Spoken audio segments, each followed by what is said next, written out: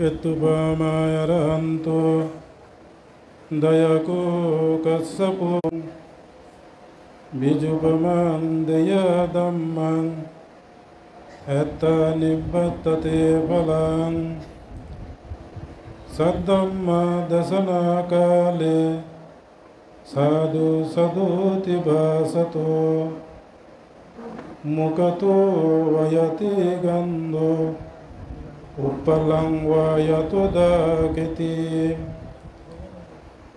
Ketubamayaranto Dayako Kasapupamang Bijupamang Dayadamman Etta Nibbattate Phalantiti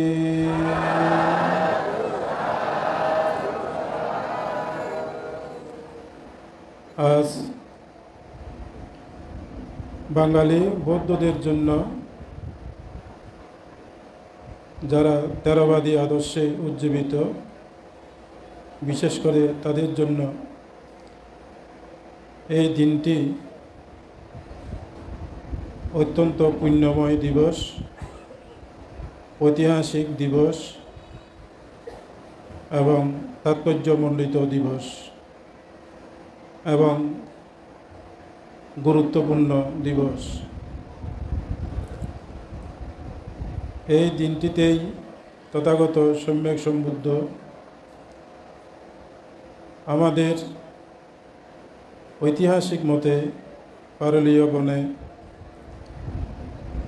হস্তিরাজ কর্তৃক ভগবান বুদ্ধ পূজিত হয়েছিলেন, গরম জল দিয়ে পূজা করেছিলেন এবং বানর কর্তৃক মধু দান করেছিলেন। এটা আমরা সকলেই অবগত আছি এবং জানি। এজন্যেই এই দিনটি আমাদের বৌদ্ধ সমাজের জন্য, সদ্ধর্মের জন্য অত্যন্ত গুরুত্বপূর্ণ দিন বলে আমি আখ্যায়িত করি।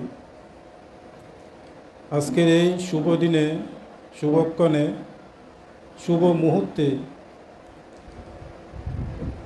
এই চানগাঁও শাক্যমুনি বৌদ্ধবিহারে মধু পূর্ণিমা বা ভাদ্র পূর্ণিমা উপলক্ষে কয়েক বৎসর পর্যন্ত উপসতী সংগদান সহ বিবিধ পুণ্যমালার অনুষ্ঠান সম্পন্ন করে থাকেন। আপনারা যারা দায়িকা বিন্দু আছেন সকলেই সম্মিলিত হয়ে এবং এই বিহারের অধ্যক্ষ যিনি আছেন তারই বদান্যতায়, পৃষ্ঠপোষকতায়, আদেশ নির্দেশ ক্রমে ধর্মতভাবে আপনারা এই দিনটি অতি উৎসাহের সহিত আপনারা প্রতিপালন করে আসছেন। তাই আপনাদেরকে আমি ধন্যবাদ জানাই। আজকের এই মহৎ উপসতিক সঙ্গদান, অষ্টপরিষ্কার দান, বিবিধ পুণ্যদান অনুষ্ঠানমালার পরম পুণ্য ক্ষেত্র ভিক্ষু সংঘ, এখানে যারা উপস্থিত আছেন সংঘকে আমার সম্মান জ্ঞাপন করছি।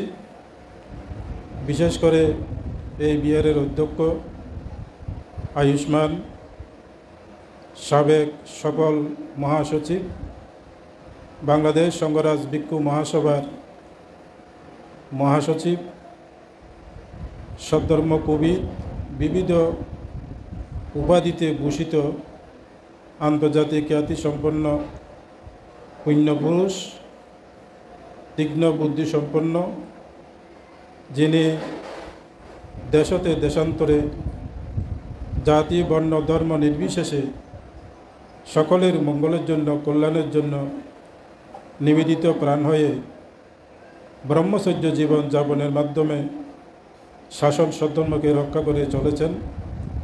আয়ুষ্মান এস লোকজিৎ মহাস্তবীর মহোদয়কে আশীর্বাদ জানাচ্ছি, তার উত্তরোত্তর শ্রীবৃদ্ধি কামনা করছি। আপনারা যারা এই বিহারের দায়িকা আছেন কিংবা অনেকেই আছেন এই বিহারের বাহিরেও অনেক উপাসক উপাসিকা আছেন যারা এই বিহারের কার্যক্রমকে আপনারা মনানন্দে গ্রহণ করেছেন বলে এই বিহারে আগমন করে আপনারা আপনাদের জীবনকে কিছুক্ষণের জন্য হলেও মনকে সুন্দর শানিত করতে সক্ষম হচ্ছেন। এজন্য যারা এসেছেন অনেক দূরেও রোদের মধ্যেও বসেছেন, আমি এখান থেকে দেখতে পাচ্ছি। তাই আপনারা যারা অতি কষ্ট স্বীকার করে এখানে বসে আছেন, আমার কিছু ধর্ম আলোচনা, কিছু কথা শোনার জন্য, আপনাদের মানব জীবনের, দুর্লভ মানব জীবনের নির্বাণ শান্তি কামনান্তে মনুষ্যকুলের মনুষ্য সম্পদ, মনুষ্য সুখ, দেবকুলের দেব সম্পদ, দেবসুখ এবং ব্রহ্মকুলের ব্রহ্ম সম্পদ, ব্রহ্মসুখ, পরিশেষে অজর অমর চিরশান্তি নির্বাণ সুখ শান্তি কামনায় আমার পুণ্যরাশি, ভিক্ষু জীবনের পুণ্যরাশি, ভিক্ষু সংঘ সহ যারা এখানে আছেন, আপনাদের সকলের মঙ্গলার্থে, কল্যাণার্থে, নির্বাণ লাভার্থে আমার পুণ্যরাশি দান করছি, দান করছি, দান করছি।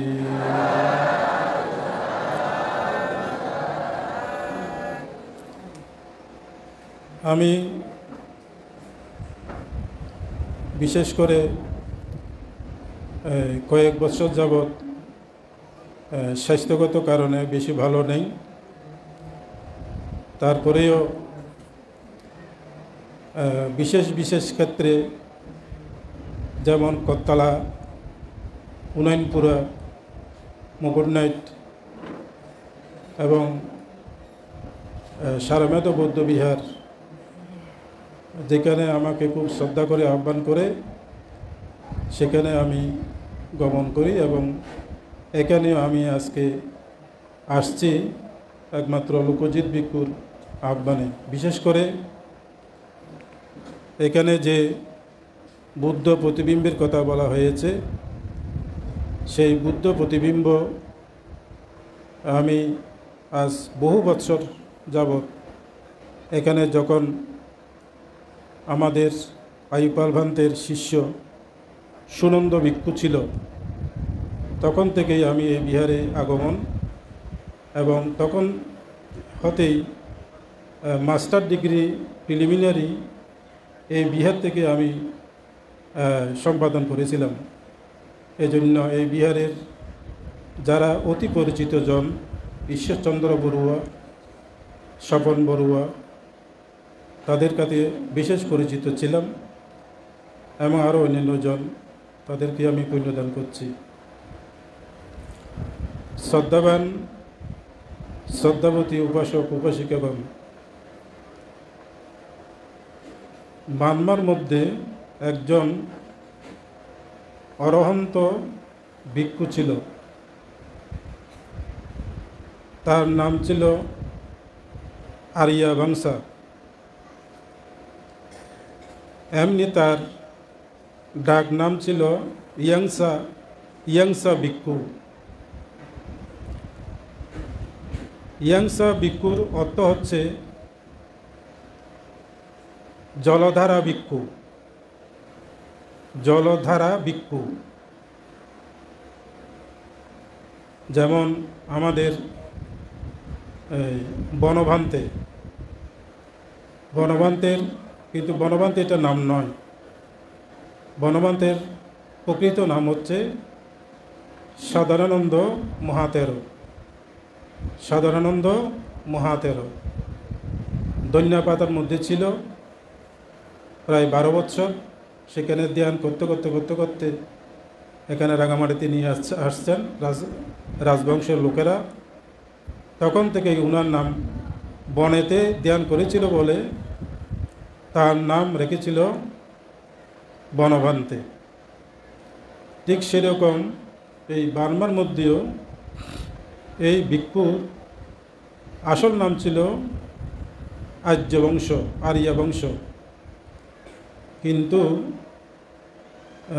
বার্মার মধ্যে ওর নাম খ্যাত হয়েছিল, ছড়িয়ে পড়েছিল সর্বক্ষণে, সর্ব মানুষের অন্তরে। ইয়াংসা ভিক্ষু। ইয়াংসা ভিক্ষুর একটা বাংলা অর্থ করা হলো কি, তিনি সবসময় গালের মধ্যে, মুখের মধ্যে জল ধারণ করতেন, মুখের মধ্যে জল ধারণ করতেন, জল নিয়ে থাকতেন। আমরা তো 3-4 মিনিট 5 মিনিট মনে হয় রাখলে ধৈর্য ধারণ করতে পারবো না। গালের মধ্যে পানি দিয়ে রাখলে 5 মিনিট রাখতে পারবো না। তিনি এই আর্যবংশা ভিক্ষু, তিনি নিদ্রা না যাওয়া পর্যন্ত, ধর্মদেশনা না করা পর্যন্ত তিনি সব সময় এই মুখের মধ্যে জল ধারণ করে রাখতেন। এটার অর্থ হচ্ছে কি, এটার অর্থ হলো যেন কোনো মানুষের সাথে যাতে অবান্তর কথা বলতে না হয়, সম্প্রলাপ বাক্য বলতে না হয়, কৃষ্ণা বাক্য বলতে না হয়, পুরুষ বাক্য বলতে না হয়, অর্থাৎ কোনো প্রকারের বাক্য যাতে বলতে না হয়, ধর্মদর্শনা ব্যতীত এবং খাওয়া দাওয়া ব্যতীত, বিশ্রাম ব্যতীত তিনি সর্বক্ষণ এই আর্যবংশা ভিক্ষু তিনি এই জল ধারণ করে রাখতেন। এই জন্য তার নাম রাখা হয়েছিল ইয়াংসা ভিক্ষু। তাই আপনারা যারা মাতা পিতা সদৃশ উপাসক উপাসিকাগণ আছেন, আপনারা যখন অষ্টশীল গ্রহণ করবেন অথবা পঞ্চশীল গ্রহণ করবেন, তখন ওই ইয়াংসা ভিক্ষুর মতো আর্যবংশের মতো এই মুখধারকে বাক্যকে আপনারা অতীব সংযত করবেন, মুখধারকে সংযত করবেন। মুখধার দিয়ে সংযত যারা করে তাদের বাক্যশুদ্ধিতা উৎপন্ন হয়। তারা যদি সত্যক্রিয়া করে, যে সত্যক্রিয়া তাদের ফলপ্রসূ হয়, না হয় ফলপ্রসূ হয় না। এজন্য আমাদের পরম শ্রদ্ধেয় এই বাংলাদেশের যিনি অত্যন্ত জাগরণ করেছেন বনভান্তে সবসময় বলতেন, মেয়েদিগকে বলতেন মেয়েদিগকে উপাসিকাদিগকে বলতেন মিলা, তোমরা বাক্য সংযম করো, কারণ মিলাগণ হাজার হাজার লক্ষ লক্ষ মিলাগণ সব ধর্মদেশনায় যায়, কিন্তু তারা বাক্যালাপ করে, একের সাথে অন্যের বাক্যালাপ করে। এই বাক্যালাপের দরুন অন্যজনেরও সদ্ধর্ম শ্রবণের ক্ষতি হয়। তাই বনভান্তে বলতেন, তোমরা ধর্ম যদি গ্রহণ করতে চাও, জ্ঞান যদি আহরণ করতে চাও, তোমরা যদি প্রজ্ঞা লাভ করতে ইচ্ছা করো, সত্য জানতে যদি ইচ্ছা করো, তাহলে তোমরা তোমাদের জীবনে তোমরা নীরব থাকো। ইংরেজিতে বলে কিপ সাইলেন্ট। ইংরেজিতে কি বলে? Keep silent. আর বনভান্তে বলতেন, তোমরা সদ্ধর্ম দেশনের সময় তোমরা নীরব থাকবে। তো বনভান্তে বলতেন, এটা বনভান্তের কথা নয়, এটা বুদ্ধের কথা। সিদ্ধার্থ গৌতম 6 বৎসর যে কঠোর তপস্যা করেছিলেন গয়ার বুদিমূলে, তখন তিনি যে ধ্যান করেছিলেন সেখানে কোনো পশু পক্ষীর সাথে, কোনো মানুষের সাথে, কোনো দেবলোকের সাথে তিনি কি কথা বলেছেন? এরকম কোনো ইতিহাস পেয়েছেন? পান নাই, আমার দৃষ্টিতে দেখি নেই। তিনি 6 বৎসর বাতাস, জ্বর, জঞ্জা, মার, এই পঞ্চমারের সাথে যুদ্ধ করে কোনো সময় খেয়েছেন, লাস্ট মোমেন্টে খেয়েছেন অল্প অল্প করে, যার দ্বারা মধ্যম প্রতিপদা ধর্ম প্রতিষ্ঠিত হয়েছে। এজন্য তিনি সেই অধিগত ধর্ম, নবলোকোত্তর ধর্ম, নৈর্বাণিক ধর্ম অধিগত করার জন্য তিনি কারো সাথে কথা বলেন নাই, নীরবে নিবৃত্তে তিনি ধর্ম আহরণ করেছেন, ধ্যান করেছেন। কি করেছেন? ধ্যান করেছেন। কি জন্য? দুঃখ থেকে মুক্ত হবার জন্য। দুঃখ থেকে মুক্ত হবার জন্য। পৃথিবীতে অনেক অনেক শাস্ত্র আছে, অনেক অনেক ধর্ম আছে। আনুমানিকভাবে পৃথিবীতে প্রায় 4200 ধর্ম আছে। 4200 ধর্ম। তার মধ্যে ভগবান বুদ্ধ যে ধর্মে তিনি 45 বছর যাবৎ তিনি দেশনা করেছেন, শুধু সিদ্ধার্থ গৌতম তার শেষ জন্মে তিনি যে অধিগত করেছেন তা নয়, 4 অসংখ্য লক্ষ কল্প পূর্বে তিনি বোধিসত্ত্ব অবস্থায় যে পারামি পূর্ণ করেছিলেন, এই পারামিগুলি একত্রিত হয়ে বুদ্ধত্ব লাভে তাকে সাহায্য করেছিলেন, সম্যক সম্বুদ্ধ হয়েছিলেন। তাই আমি যে কথাটি বলেছিলাম, সদ্ধর্ম দেশনার সময় যারা শ্রদ্ধার সাথে, মনোযোগের সাথে যারা সদ্ধর্ম শ্রবণ করে, বুদ্ধের বাণী শ্রবণ করে, বুদ্ধ বলেছেন মুকাতো বায়াতি গন্ধ উপ্পালং ওয়া এতদাকেতি। উপ্পালং শব্দের অর্থ হচ্ছে পদ্মফুল। উপ্পালং শব্দের অর্থ হচ্ছে পদ্মফুল। যারা শ্রদ্ধার সাথে বুদ্ধের বাণী, বুদ্ধের সত্য ধর্ম, এগুলি যারা মনোযোগ সহকারে, ধৈর্য সহকারে, এক কথায় শ্রদ্ধা সহকারে যারা শুনবেন, তাদের মুখ থেকে কোনোদিনই দুর্গন্ধ বের হয় না। কোনোদিনই দুর্গন্ধ বের হয় না। তাদের মুখ থেকে সুগন্ধি বের হয়, পদ্মফুলের ন্যায়। পদ্মফুলের ন্যায় সুগন্ধি বের হয়। তার কারণ তারা বুদ্ধের বাণী শ্রদ্ধার সাথে শ্রবণ করেছে, সত্যবাণী শ্রদ্ধার সাথে শ্রবণ করেছে। এজন্য আমাদের উপাসক উপাসিকাদের একান্ত উচিত শীল গ্রহণ করার পরে কিংবা আগে যারা শ্রদ্ধান্বিত হয়ে যারা বুদ্ধের বাণী, বুদ্ধের দেশনা ভিক্ষুর মুখে শ্রবণ করবেন, আপনারা শ্রদ্ধার সাথে এটা শ্রবণ করলেই আপনাদের মুখ থেকে কোনোদিন দুর্গন্ধ বের হবে না, সুগন্ধি বের হবে। তাই আমি যে কথাটি বলেছি, সাদ্দাম্মা দেশনা কালে সাধু সাধুতি ভাষাত মুখত বায়াতি গন্ধ উপ্পাল্লাং বায়াত দা কেতি।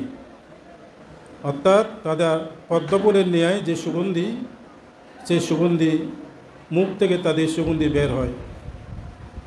আপনারা যারা অষ্টশীল নিয়েছেন, এখানে আমার মনে হয় প্রায় 99% অষ্টশীল গ্রহণ করেছেন। পঞ্চশীল 2-1 পঞ্চশীল নিয়েছেন মাত্র। এটা আমাদের সৌভাগ্যের লক্ষণ।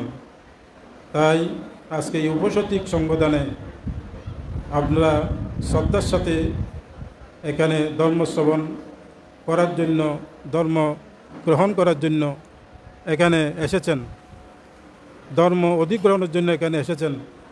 সেজন্য আপনাদের অতীব অতীব পুণ্য সঞ্চিত হবে। কতক্ষণ আছে? তাই আমি বলবো আপনারা আজকে কেতুপামা আরাহান্তু অরহৎ ক্ষেত্রে আপনারা দান দিয়েছেন। যে ভিক্ষু সংঘ আজকে এখানে উপস্থিত হয়েছে, ভগবান বুদ্ধ বলেন এইগুলিকে বলা হয় সম্মতি সংঘ। এই সম্মতি সংঘকে উদ্দেশ্য করে, এই সম্মতি সংঘকে শ্রদ্ধা করে, এই সম্মতি সংঘকে আহাং বন্দামি সভ্যতা, বর্তমান সংঘ, অতীতের সংঘ, ভবিষ্যৎ সংঘ, এই ত্রিবিধ সংঘকে চেতনা আনয়ন করে, এখানে সময় আর বিশেষ কিছু নেই, তবে আমি একটি সংশোধনীমূলক কথা বৌদ্ধ জাতির উদ্দেশ্যে বলব। এটা হচ্ছে সংশোধনীমূলক কথা। আমি গতকাল 2 জায়গাতে বলেছি, অনেক জায়গায় বর্ষা সাটিকা চিবদান বলা হচ্ছে। বর্ষা সাটিকা চিবর, বর্ষা সাটিকা চিবর দান দিতে হলে আপনাদেরকে যেদিন ভিক্ষু বর্ষাব্রত অধিষ্ঠান করবেন সেদিনের পূর্বে উপাসক উপাসিকাগণ একখানি স্নান বস্ত্র, যেটাকে বলা হয়েছে বর্ষা সাটিকা চিবর, এটা বাংলায় বলা হচ্ছে স্নান বস্ত্র। এই স্নান বস্ত্র 3 মাস পূর্বে যেদিন অধিষ্ঠান করবে সেদিনই দেওয়া একান্ত বিনয় সঙ্গত। কিন্তু বর্ষাবাসের ভিতরে বর্ষা সাটিকা চিবর দেওয়ার কোনো বিধিবিধান নাই। এমনি চিবর দান করতে পারে, অষ্টবস্কা দান করতে পারে, কিন্তু বিনয় মতে বর্ষা সাটিকা চিবর দান করতে হবে। যেদিন ভিক্ষু সংঘ বিহারে অধিষ্ঠান করবে তার পূর্বের দিন এটা দিতে হবে, দান করতে হবে। এবং এই ভিক্ষু এই চিবর, এই বর্ষা সাটিকা চিবর গ্রহণ করে 4 মাস এটা অধিষ্ঠান করে, 4 মাস যাবৎ। আমাদের বৌদ্ধ সমাজে অনেক ক্ষেত্রে দেখা যায় বর্ষাবাসের ভিতরেই বর্ষা সাটিকা চিবর দান অনেকেই করছে। এটা কিন্তু বিনয়সম্মত নয়। এটা আমি বলবো, এটা সংশোধন করা বৌদ্ধ সমাজের যারা করছেন তাদের এটা সংশোধন হওয়া একান্ত প্রয়োজন। আরেকটি আমি মানবিক আবেদন জানাবো। আমাদের একজন ভিক্ষু, যিনি আমার ছোটো বান্ধব, আমার ডাইন পাশে আছে, তার বড় ভাই ভিক্ষু শাসনজ্যোতি 4-5 বছর যাবৎ কিডনি রোগে আক্রান্ত হয়ে এখন ডায়ালিসিস করছে। এখন সুবিহারে আছে চট্টগ্রামে। উনি প্রতি 2 সপ্তাহ অন্তর 1 সপ্তাহের ভিতরে 2 বার ডায়ালিসিস করছে। আপনারা যারা শ্রদ্ধাবান দায়ক দায়িকা যারা আছেন, আপনারা যদি কিছু সহায়তা করেন তাহলে সেই ভিক্ষু আরও কিছুদিন বেঁচে থাকবে, চিকিৎসার সহায়তা হবে। আপনাদেরকে এই আহ্বান আমি করছি। আপনারা যারা ছেলেগণ আছেন, আপনারা কিছুটা শ্রদ্ধাদান তুলতে পারলে আমি অত্যন্ত অনুগৃহীত হব, কৃতার্থ থাকব। পরিশেষে শ্রদ্ধাবান উপাসক উপাসিকাগণ যারা এখানে এসেছেন, আপনাদের সফলতা, আপনাদের নৈর্বাণিকতা, আপনাদের আগমন যথার্থ হয়েছে, সুন্দর হয়েছে। আপনারা এইভাবে এই পুণ্যতীর্থে বারবার আগমন করবেন এবং এই বুদ্ধের প্রতি শ্রদ্ধান্বিত হবেন। এবং এই বুদ্ধের প্রতি যারা শ্রদ্ধান্বিত হয়ে যা কামনা করে তা পরিপূর্ণতা লাভ করে। বহু মানুষের নিকট আমি এটা শুনেছি এবং আমি নিজেও এটা উপকৃত হয়েছি। যারা এই বুদ্ধকে শ্রদ্ধা করেছে, কামনা করেছে, সবগুলি পরিপূর্ণতা লাভ করেছে। তাই আপনাদের পরিপূর্ণতা লাভ হোক। আপনাদের দানশীল ভাবনাজনিত পুণ্যরাশির ফলে আমাদের জ্ঞাতিগণ সুখী হোক, শান্তি লাভ করুক। ইদানিং আমাদের কাছ থেকে একজন ভিক্ষু মৃত্যুবরণ করেছেন, ইন্দ্রাসারা ভিক্ষু। সেই ইন্দ্রাসারা ভিক্ষু নির্বাণ লাভ হোক, এই কামনা করে আপনারা সাধুবাদের সহিত অনুমোদন দান করুন।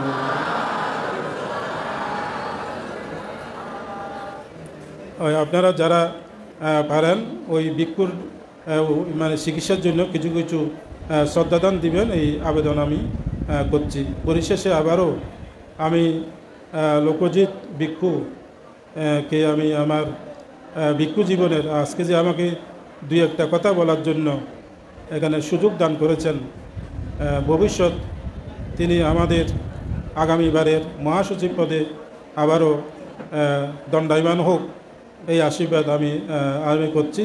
ভবিষ্যৎ সদ্ধর্ম শাসনের আরও মানবতার কাজ সম্পন্ন করুক, এই বলে তাকেও আমি আশীর্বাদ জানাচ্ছি এবং যারা আবাসিক ভিক্ষু আছে তাদেরকেও মঙ্গল কামনা করছি। সকলেই বলুন, ইদাং মে ইয়াতিনাং হতো সুখিতা হন্তু ইয়াতায়, ইদাং মে ইয়াতিনাং হতো সুখিতা হন্তু ইয়াতায়, ইদাং মে ইয়াতিনাং হতো সুখিতা হন্তু ইয়াতায়, উন্নামে উদকং ওয়াট্টাং তা নিন্নাং উপাদ্ধতি এবমেব ইতো দিন্নাং ইয়াতিনাং উপগপ্পতি यथा वारी वहापुरा परिपुरन्ति सागरं एवमेव इतो दिन्नां यातीनां उपगप्पति अत्तवता च अम्मेहि सम्पदं पुण्यसम्पदं सब्बे देव सब्बे सत्ता सब्बे भूत अनुमोदन्तो सब्ब सम्पत्ति सिद्धिय आकाशट्टा स बुम्मट्ट देवनाग महीदिक पुण्यन्तं अनुमोदित्वा शिरं रक्कन्तो बुद्धशासनं शिरं रक्कन्तो जिनादेशनं शिरं रक्कन्तो मां परं इमेन पुण्यकम्मेन ममे बाला समागमो सतं समागमो होतो याव निब्बानपत्तिया इदं मे पुण्यं असवक्षय वहं होतो इदं मे पुण्यं निब्बानच्च पच्चायो होतो सब्बे सत्ता सुखिता हन्तो सब्ब दुःख पमुच्चतो भावातो तिट्टातो।